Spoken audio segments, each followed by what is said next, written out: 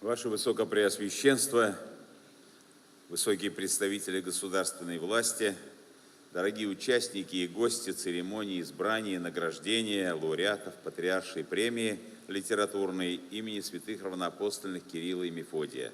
Христос воскресе! Сердечно всех вас приветствую в эти пасхальные дни и радуюсь возможности снова увидеть замечательных представителей нашего писательского цеха, представителей литературной критики, читателей, людей, для которых литература – это не просто слово и не просто название в перечне предметов школьных дисциплин. Литература имеет очень большое значение для духовной жизни человека. И, наверное, именно поэтому и было принято в далеком уже 2009 году решение о создании церковной премии, которой бы поощрялись выдающиеся наши современники, писатели, вносящие свой особый вклад в духовное развитие наших людей, особенно молодежи, в духовное воспитание нашего общества. Иногда, общаясь с разными людьми, в том числе и представителями нашей интеллигенции, нередко с иностранными любителями литературы, слышу слова, с которыми никогда по-настоящему не соглашаюсь. Говорят об упадке русской литературы, об отсутствии ярких имен, о понижении роли литературы как культурного фактора в жизни людей. Не соглашаюсь так, потому что имею опыт общения с теми нашими современными писателями, которые реально влияют на людей, произведения которых читают и которые вносят свой особый вклад в духовный мир и культурный мир страны. Как писал наш выдающийся русский литературовед Юрий Михайлович Лотман, с которым я имел возможность познакомиться в 1988 году, путешествуя с группой тогдашних советских писателей в Италию по приглашению Итальянской академии наук на празднование тысячелетия крещения Руси. Это вот Юрий Михайлович Лотман, с которым мы много времени проводили в беседах во время той поездки, сказал замечательные слова, я хотел бы их сейчас процитировать. «Вечное всегда носит одежду времени». То есть о каких бы вечных идеях человек не говорил, он выражается в категориях мысли, в культурных категориях своего времени. Он облачает истину, даже имеющую вечный характер, всегда в то культурное одеяние, которое является достоянием эпохи, в которой сам такой носитель и выразитель вечных идей живет. Вот мы в бурном потоке современности, в которой существует и свой литературный поток, часто не видим замечательных произведений или, может быть, не успеваем их рассмотреть. Мы в каком-то смысле не узнаем и не понимаем даже самих себя.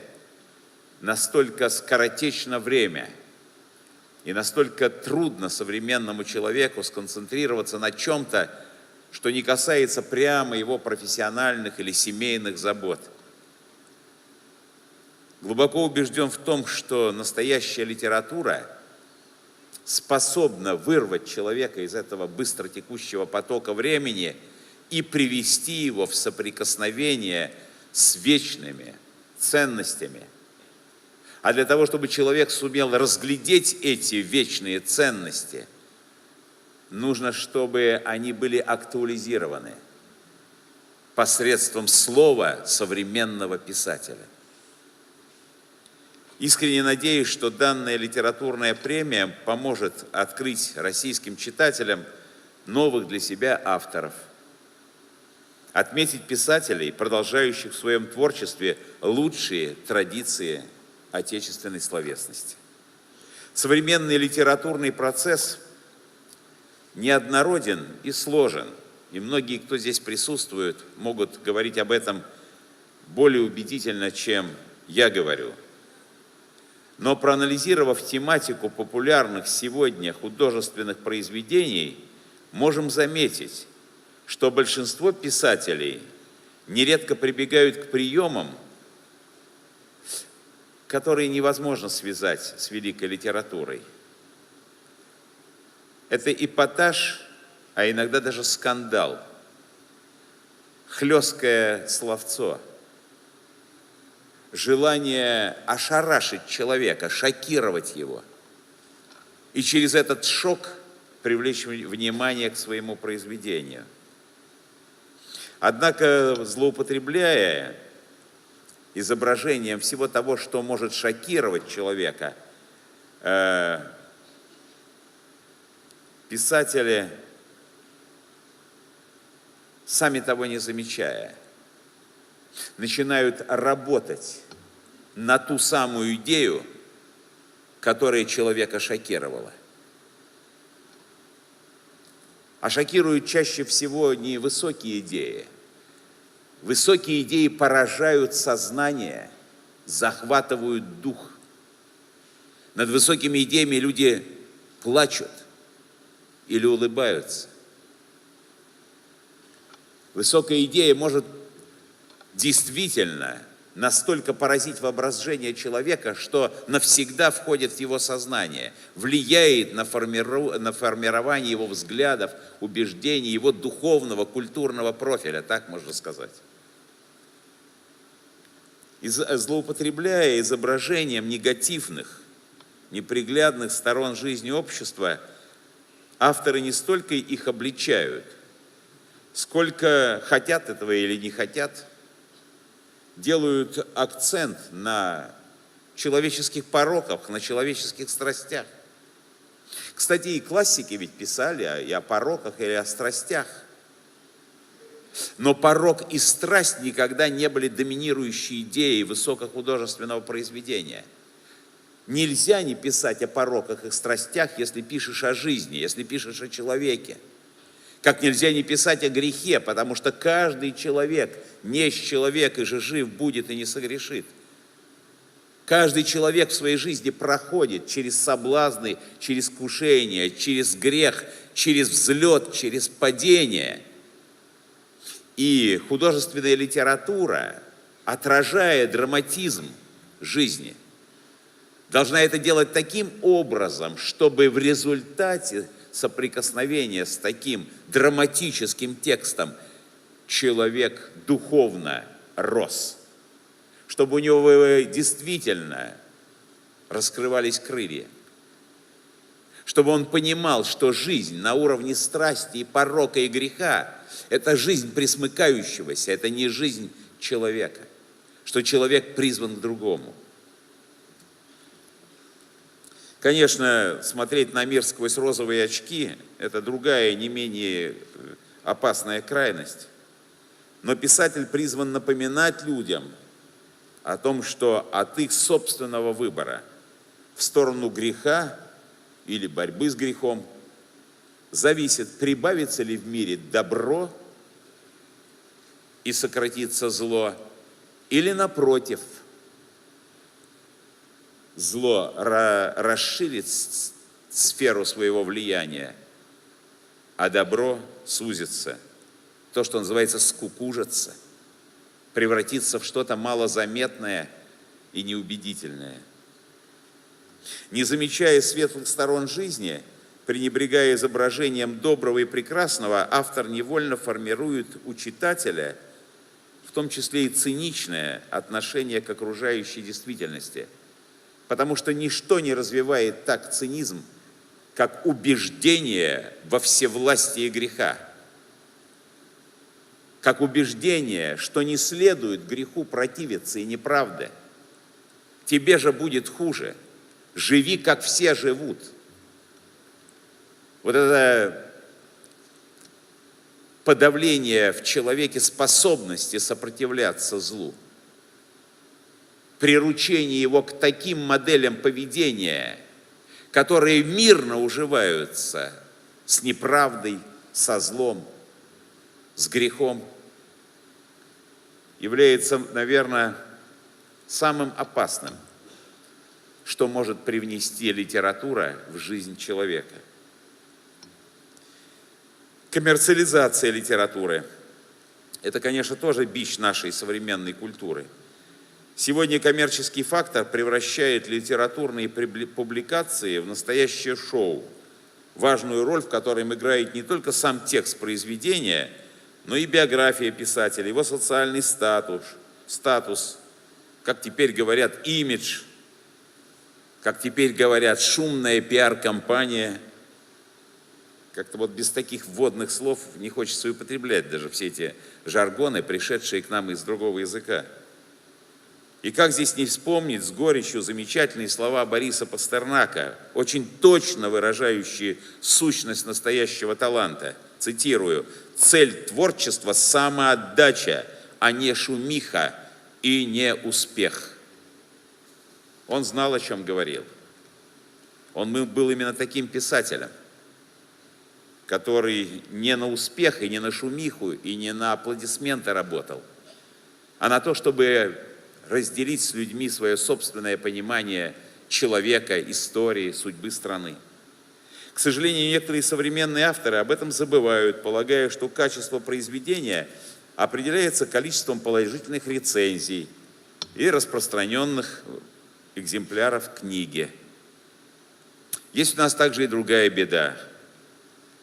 Мне после того, как я согласился возглавить общество российской словесности, приходится обращать внимание на то, на что как-то раньше не мог обращать внимание из-за постоянной нехватки времени.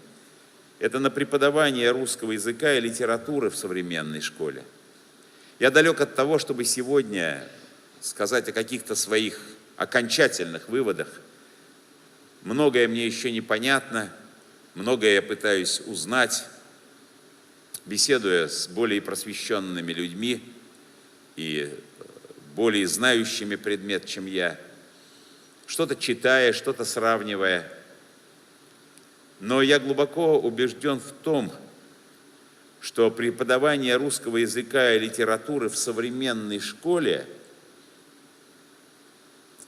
сегодня представляет из себя эксперимент. Ну, Бог с ним, один бы эксперимент. Но этих же экспериментов было уже очень много за последние, скажем, 20 лет. И не буду описывать эти эксперименты. Опять-таки, думаю, присутствующие здесь знают много больше и лучше, чем я. Но вот эксперименты сменяются один другим, а часов, выделяемых на словесность в школьном курсе, становится все меньше и меньше. А дети наши и молодежь читают все меньше и меньше. И все меньше и меньше литература становится фактором культурного и духовного влияния на личность наших современников, в первую очередь молодых людей. Великий Пушкин когда-то написал, что поэты рождены не для корости, не для битв, а у нас преподавание литературы многие годы как раз является полем ожесточенных сражений. Поскольку на выбор изучаемых в школе произведений, методов работы и форм контроля влияют самые разные факторы, в том числе не имеющие к литературе никакого отношения. Вот для того, чтобы сформировать какой-то общий и достаточно сбалансированный подход к этой важной теме, очень важно, чтобы в процессе работы над изменениями школьной программы, даже в процессе обсуждения всего того, что связано сегодня с преподаванием литературы и русского языка, как можно дальше отойти бы от всех этих превходящих нелитературных факторов и дать возможность, в первую очередь, специалистам, педагогам, в конце концов, родителям принять участие в обсуждении этой важной темы. Убежден, литература не должна становиться, еще раз хочу сказать, полем битвы общественных группировок или политических сил. Обществу нужны книги, формирующие представления о добре и зле, помогающие увидеть красоту Божьего мира, заставляющие искать ответы на вечные вопросы, призывающие думать, размышлять, а не просто развлекать.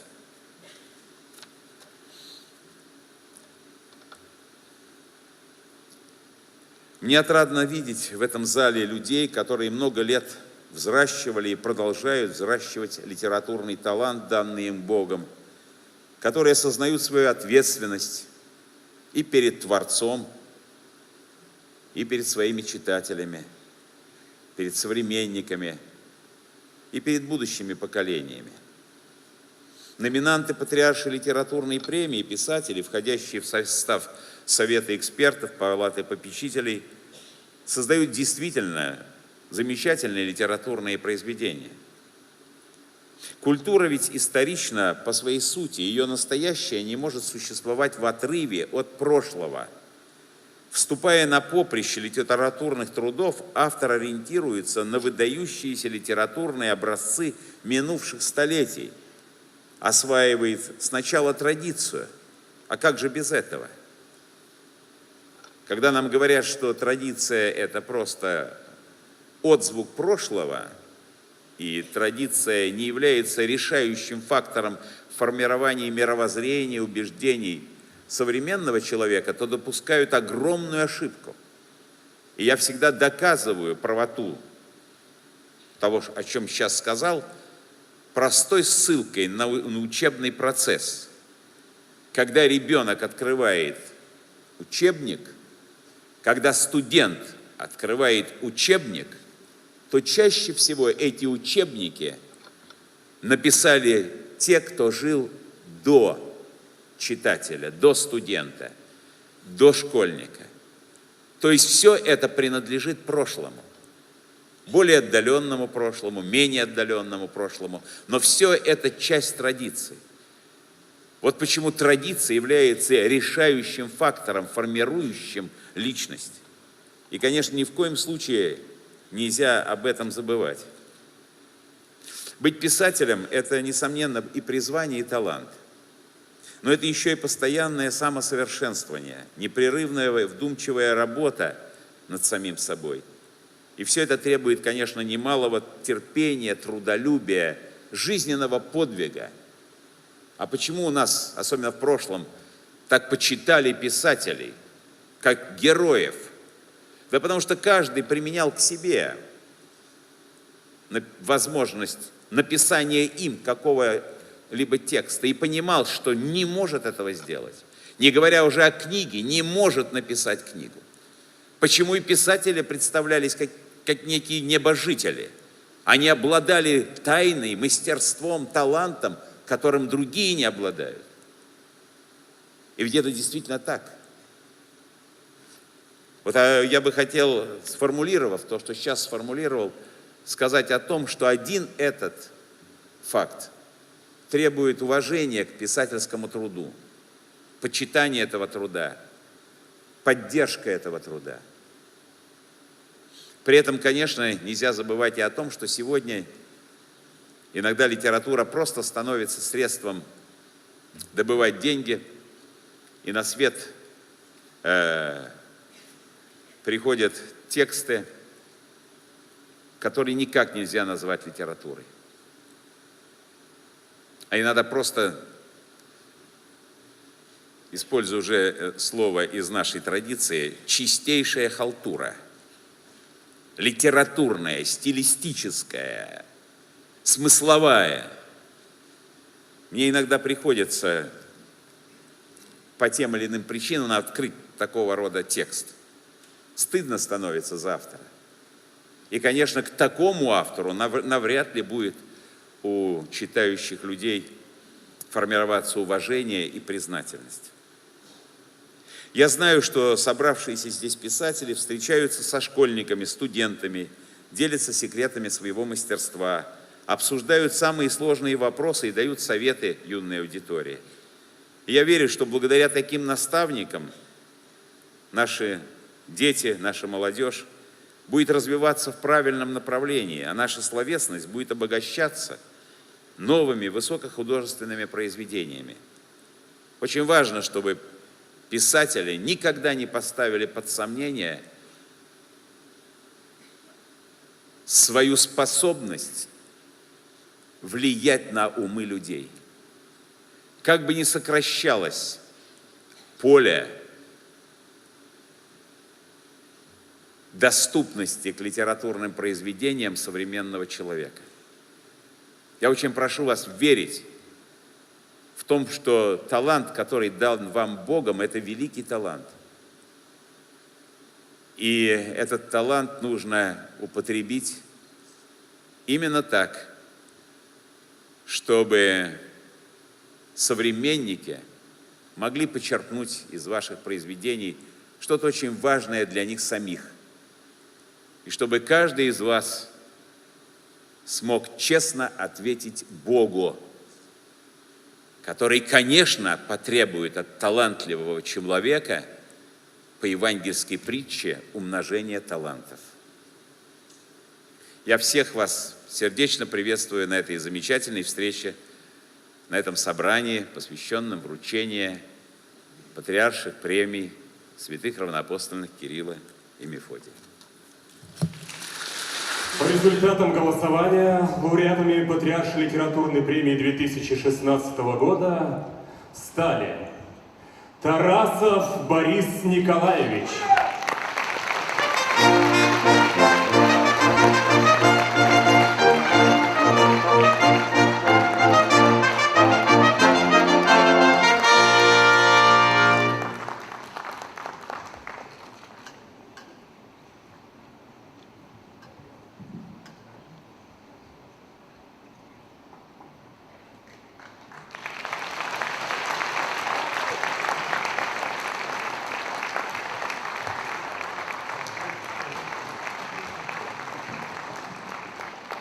Якимов Борис Петрович,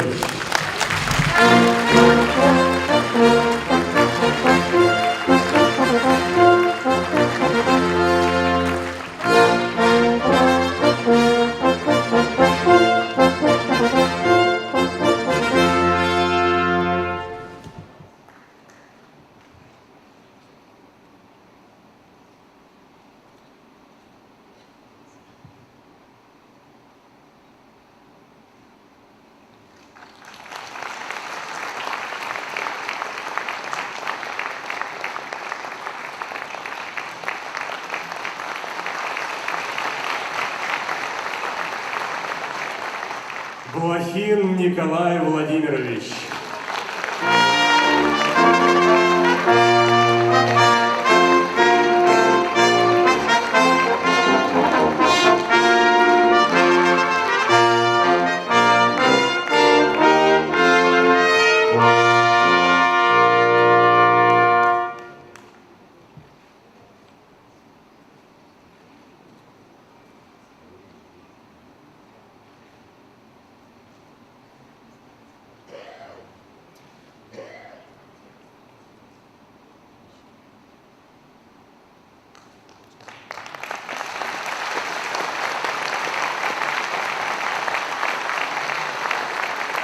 Дорогие лауреаты, дорогие номинанты, дорогие участники торжественной церемонии, я всех нас поздравляю с этим светлым, добрым и очень, как мне кажется, нужным для народа нашего события. Мы отметили творческий путь замечательных авторов. И через эту премию, я надеюсь, очень многие узнают их имена. И поэтому мое особое слово благодарность участникам премии, и лауреатам, и номинантам. Я хотел бы пожелать вам, дорогие писатели, помощи Божией в вашем непростом деле – чтобы всегда у вас хватало силы глаголом сжечь сердца людей, чтобы всегда хватало мужества видеть правду и, если нужно, бороться за правду, чтобы всегда хватало здоровья, несмотря на возраст и внешние обстоятельства жизни, в полной мере раскрывать свои способности на благо Церкви и Отечества. Христос воскресе!